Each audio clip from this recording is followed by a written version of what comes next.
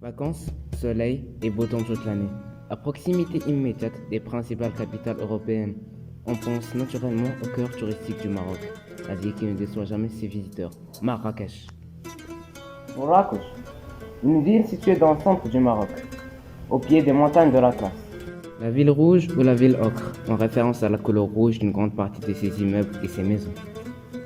Ici, vous trouverez un mélange parfaitement équilibré entre authenticité et modernité.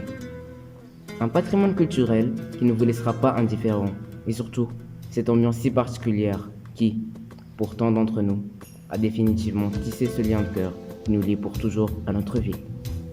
De belles constructions modernes qui ont remplacé des anciennes maisons. Mais ce développement urbain n'a-t-il pas impacté de façon négative à la biodiversité de la région? Zoom sur une bombe à retardement biologique. L'action de la périphérie de Marrakech. Malgré les efforts entrepris par la ville de Marrakech pour protéger sa biodiversité à travers une politique encourageant le reboisement et la création de réserves naturelles pour la préservation des habitats.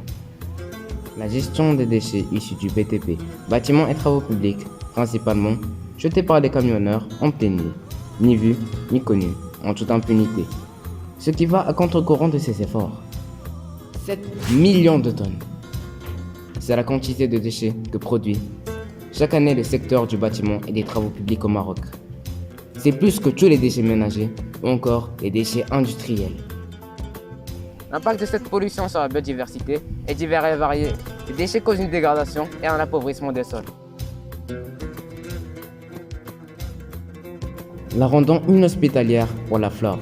Et certains de ces déchets, en se décomposant, vont libérer de nombreux polluants organiques, persistants et autres produits toxiques qui vont peu à peu dégrader le milieu, le rendant inhospitalier pour les espèces animales et végétales. Il est encore possible d'inverser la tendance. La loi relative à la gestion des déchets et à leur élimination, adoptée en décembre 2006, doit être appliquée.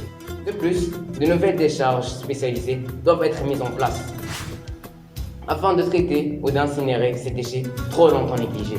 Il faut également éduquer à l'environnement, car il faut sensibiliser les différents publics à la perte de la biodiversité et ainsi le faire contribuer à l'effort de conservation.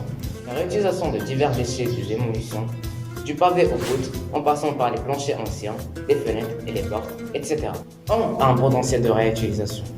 Le stockage et l'enfouissement. Cette solution est dorénavant de plus en plus réservée aux seuls déchets utiles. Déchets polluants à caractère dangereux.